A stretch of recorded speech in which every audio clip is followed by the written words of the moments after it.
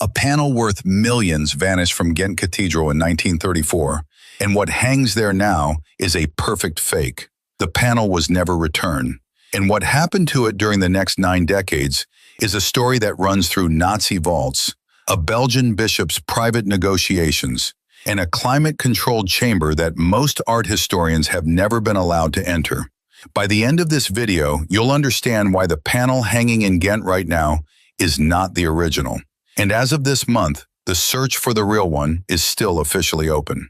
The Ghent Altarpiece, finished by Jan van Eyck in 1432, is the most stolen artwork in history, 13 documented thefts across 6 centuries. But the 1934 theft is the only one never solved. 2 panels were taken that night. One came back within weeks, used as leverage. The other, St. John, never did. But here's what most accounts skip. The panel you see in Ghent today, in that lower left position, was painted in 1945.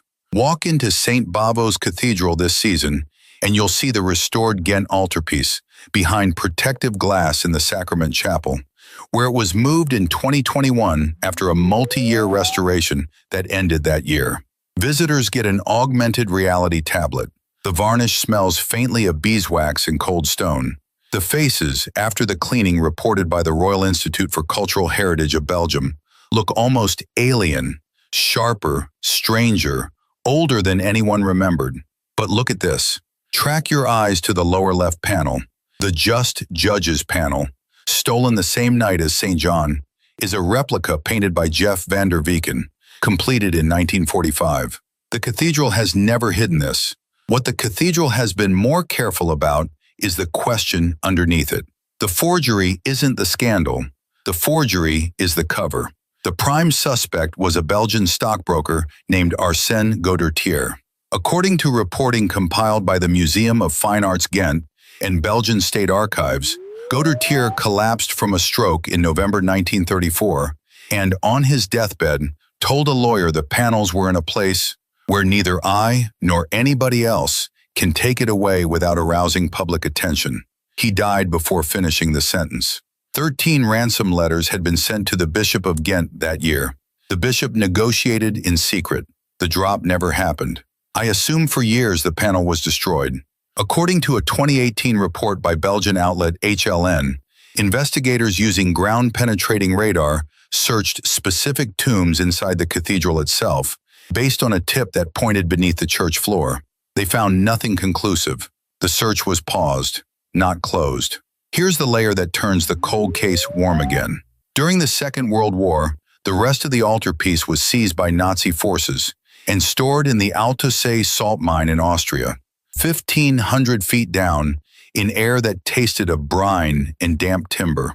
Recovered in 1945 by the unit later known as the Monuments Men, every panel came home except the one already missing.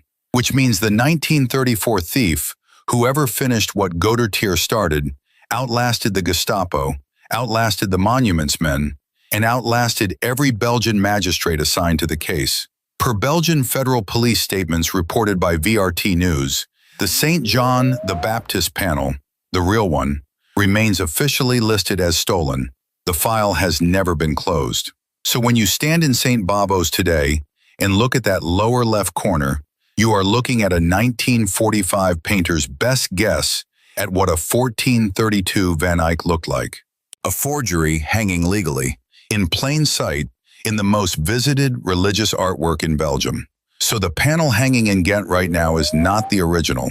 It is Jeff van der Weken's 1945 Just Judges, and beside it, the St. John position carries a copy too. The real St. John the Baptist sits in Belgian police file number 33 of 1934, open, unresolved, and according to investigators, most likely still inside the cathedral walls. Goedertier could not name out loud before the stroke took the rest of his sentence. If you got something out of this, hit subscribe.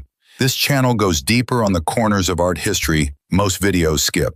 And tell me in the comments, what's the part of this you can't stop thinking about? Next on this channel, Moon Festival, Frozen in Time. I'll show you the detail almost everyone misses and why it changes the whole story.